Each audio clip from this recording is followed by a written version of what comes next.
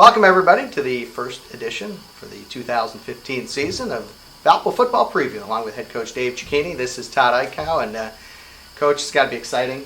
Second year. Last year you knew it was going to be kind of a building process. By the end of the year, you had built something really. You were competitive in all the games at the end of the year. You got some wins near the end of the season, and now you go into this year, and I'm sure feeling even more confident that things are going in the right direction. Yeah, absolutely. We've had a great camp so far. A lot of young guys, a lot of freshmen who are going to help make us better here in the long run at some point along during this season as they mature. The foundation is there. As you said, we finished off the season, I think, with a lot of positive play on both sides of the ball. Vastly improved. I think we gelled together as a team, and I really feel like our returning starters, they've got a really good feel for the schemes on both sides of the ball. And so we're looking for bigger and better things this year. At the end of the year, the defense looked completely different from where it was at the beginning of the year, and even you look back like 12 months earlier where the defense couldn't stop anybody. And by the end of the year, your defense was keeping you in games. Right. And the key guys, most of the key guys are back, and you've got. It's been a long time since Valpo's had an all-conference defensive football player, first-team all-conference guy. You've got 3 or 4 guys that could be first-team all-conference defense. Absolutely. Yeah, we've got the talent is there, and the experience is there. Without question, that's the strength of our team as we sit here now entering the season. Alex Green's done a phenomenal job as both a 3-year captain and anchoring that defense from that middle linebacker position. A guy like John Guilford, who I think is an outstanding football player. He does such a great job, causes us so much trouble when we practice against him because he's such a hard defender to block. He's active.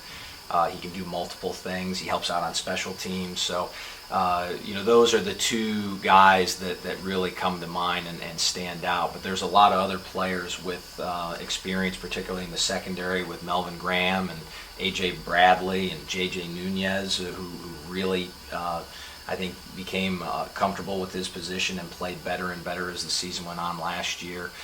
We've got a couple guys returning from injury, Cody Cotton being one of them, who I think is playing some of his best football as well. So there are going to be a couple of young guys that are going to help out there, but by far they are the most experienced group. They're playing with confidence, they're playing with speed, and they're going to need to shoulder the load early on here. You had mentioned Cody Cotton. Here's a guy who's played a lot of different positions. Right.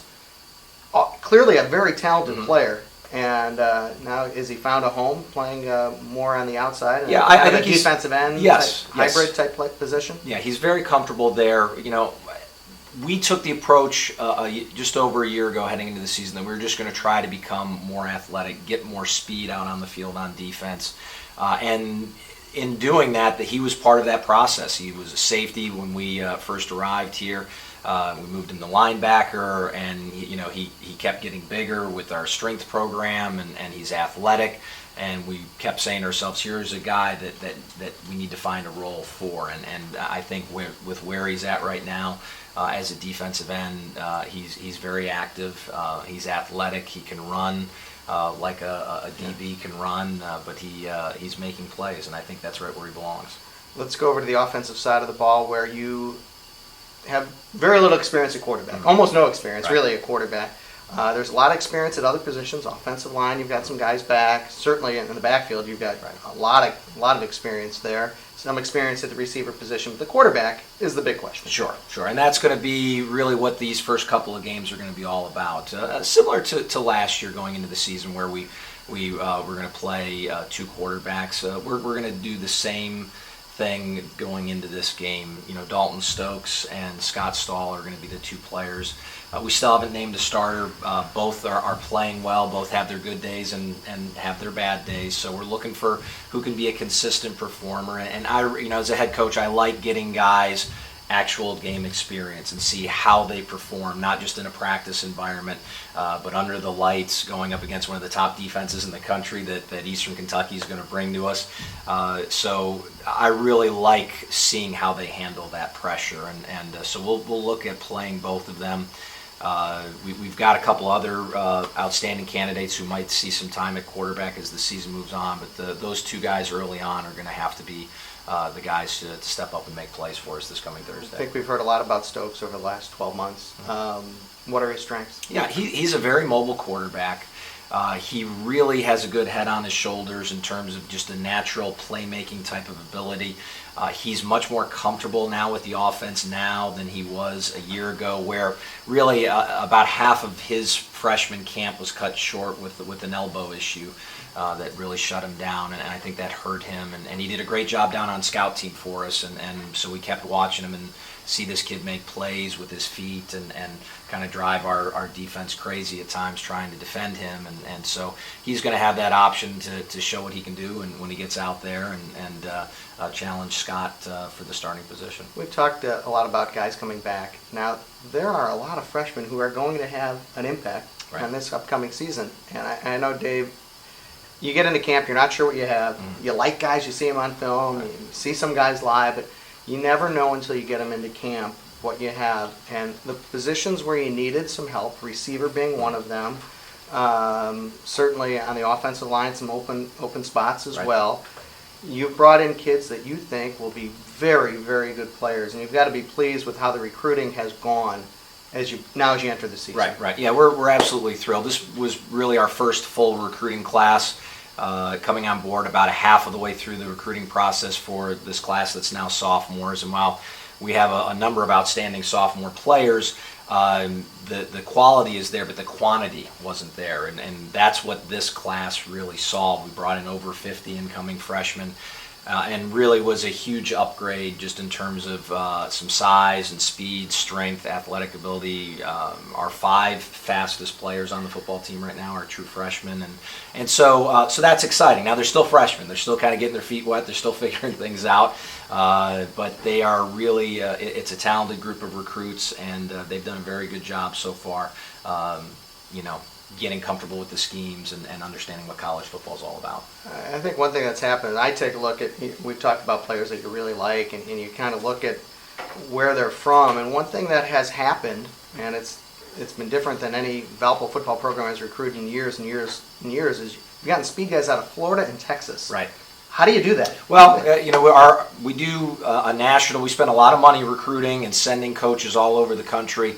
Obviously, Florida, Texas, California are the 3 biggest hotbeds, 3 fastest states in terms of when you're looking for athletes, and we've done very well. We've got players who are going to be contributing on the field for us from all 3 of those states here as true freshmen on Thursday night. So we put a lot of time and effort in sending coaches down there and getting to know them and developing relationships, and then flying them in for official visits, and that investment so far has paid off very well. You'd mentioned bringing in speed kids would be important. I think we talked a year ago, hey, we got to get stronger. Mm-hmm. And I look at these offensive linemen that you brought in both last year and this year, mm-hmm. and there's a common theme there. A lot of these Chicago Catholic League kids that many people would tell you that Chicago Catholic League is not only one of the best leagues in the country, but one of the toughest kind of leagues in the country. Absolutely. So to get offensive linemen from there, there had to be a plan, I assume, to do that. Yeah, absolutely, and that's the other main focus was there's a lot of really good football that's close to home. So we didn't want to abandon the area that's drivable for us, just forsaking saying, hey, let's get everybody from these far distant good football states. So we really did a great job. Vinny Jacalone, our recruiting coordinator, has done an outstanding job of cultivating the Chicago area and the Catholic League in general, and we've been able to bring in some bigger, stronger kids, and that'll hopefully be able to help us win some football games here. All right, let's start out with week 1. Okay. It is a tough game on Thursday, no doubt about it, right into the fire. You've got some kids who are on suspension. Mm-hmm. You're not going to be 100% actually coming into this game, and you're playing the best team on your schedule. Sure. Yeah, it's a challenge. Eastern Kentucky is an outstanding football team, top 20, really primed for a run at the national championship, I believe. They've got a lot of really big threats on both sides of the ball. You look offensively, what makes them go? It's their running back Mobley. He's a transfer from Kentucky. I think he'll be a candidate here for the Walter Payton Award here, the best player at the FCS level. He really is a dynamic running back, and we're going to have to find a way to contain him if we're going to have some success on defense. On the offensive side of the ball, For us, we're going to have Fitz from Noah Spence, their defensive end. He's a first-team all-conference from the Big Ten, from Ohio State, who just transferred there, and he is a outstanding, athletic, big, strong, fast. He has it all. And we're not even sure exactly where he's going to be lining up yet, since this is going to be his first game for Eastern Kentucky. So it's a veteran group, 8 starters back on defense, several transfers on both sides of the ball. It's going to be a huge, huge challenge for us this week. Dave, good luck on Thursday. Good luck this season. Looking forward to it. Thank you. For head coach Dave Cicchini, this is Todd Eichow. Thanks for joining us this week on Valpo Football Preview.